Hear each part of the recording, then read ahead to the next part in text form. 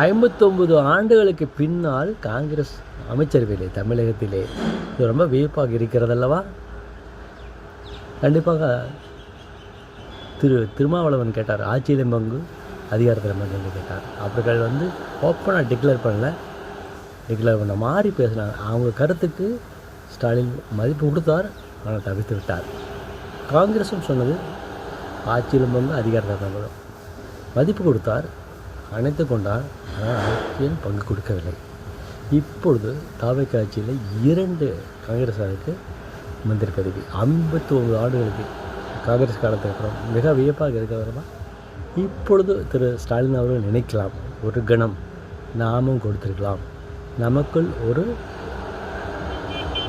பிடிவாதமாக ஒரு சிந்தனை, ஒரு கொள்கையை வைத்து கொண்டோம் என்று இப்பொழுது நினைத்து கொண்டு கூட இருக்கலாம். ஒரு சமயம் நாம் அவர்கள் ஆட்சியில் படுத்து கொண்டால் மக்கள் மனதிலே ஒரு அங்கீகாரம் பெற்றிருக்கலாம் என்று கூட நினைத்திருக்கலாம்.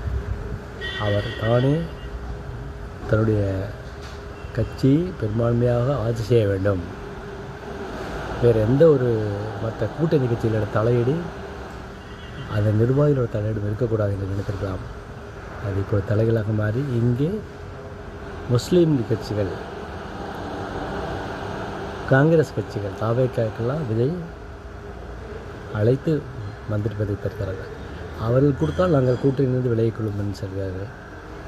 ஆனாலும் மந்திரி பதவி கொடுத்ததுக்கப்புறம் இவர்கள் செல்வார்களா என்ன? அது ஒரு தாவேக்காவுடைய ஒரு நல்லெண்ணம், முயற்சியாக கூட இருக்கலாம், ஒரு தந்திரமாக கூட எடுத்துக்கலாமே, போக மாட்டார்கள். அதிமுகவுக்கு கூட்டணி மக்கள் மனம் கொடுக்கக்கூடாது என்று விமர்சனம் வந்ததனால் அதை தவிர்த்து விட்டார். அதை அவர்கள் புரிந்து விட்டால் நல்லது.